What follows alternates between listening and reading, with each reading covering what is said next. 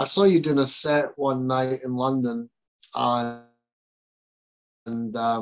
you were at your very own nightclub in the end, and I came in, and you were DJing that night, and I thought your set was fantastic. I've got to be honest and say I thought it was fantastic set you did that night.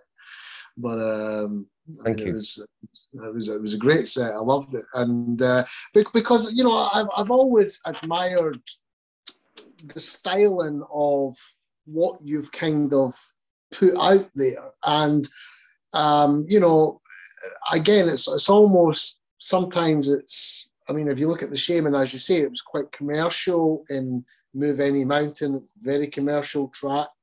Love, Sex and Intelligence, quite a commercial track, and you can see. But we also did lots of really good underground mixes. You know, like my own mix of Move Any Mountain underground. Yeah. Our own mixes of after I joined as a full band, they weren't called Mr. C remixes anymore, but I did the stick mix of Possible Worlds, which was one of the best acid house tracks to come out of Great Britain. You know, we did amazing mixes of Love, Sex, Intelligence, Forever People, our own mixes of Boss Drum were sick. And then the next album as well, when we did Axis Mutatis and Arba Bona, Arba Mala, all of the remixes that I did on there, you know, the Destination Islington, the Escacid mix of Destination Eschaton, all those mixes were sick, you know. And underground, but they were then Shamen mixes because I'm a full member of the band. They were never Mr. C remixes.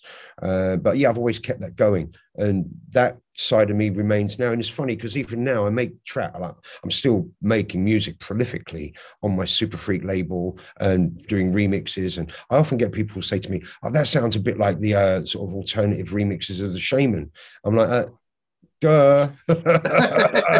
You know, that sounds like, you know, it's like, and it's not that sounds like the Shamen, that like those underground mixes of the Shamen were me mixing them down. So it was like, you know, what you're hearing there is you're hearing Mr. C in the Shamen, not hearing Shamen in Mr. C in a way. You know what I mean? Yeah, absolutely. Let's talk about production for a minute, because I'm curious. I mean, obviously the audience, a lot of them are music producers, a lot of them are students learning to be music producers or to be DJs or artists or what have you. What kind of gear do you use today to produce? Well, it depends. My last album was in 2017, and that was called the Incident album. It was an acid album. It was an absolutely mental album, really, really good.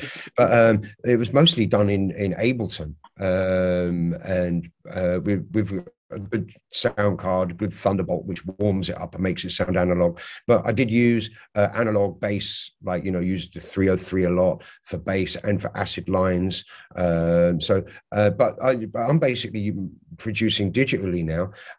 Also, I've always used engineers up until now. Now I'm learning to program on my own without an engineer. I've always been kind of okay, but I'm now learning the pro tricks and stuff like that. But, you know, up until now, I've always worked with engineers for remixes. And I'm a writer. So, you know, I'm really picky. I know what I want. And because I've been making music for so long, even though I'm using engineers, I don't let them have a creative input in my music. I'm like, this is the sound I want. I want this kick drum. I need you to side chain the bass to the kick so that the kick can come through a bit harder. I need you to get all the hats bust and side chain together to establish a tightness and a groove. I need this compression there. I need this sound there. I need an analog bass here. And I'll say, I want the mini Moog for the bass. I want a pro one for this. I want to, you know, and then I play everything. I don't sample. So, you know, I like to write. I love writing. I'm great around the keyboard. So I'll write all the drums, I write all the bass lines, all the melodies, all the music, tell the engineer what synths I want, and then produce. And basically, the engineer is my driver.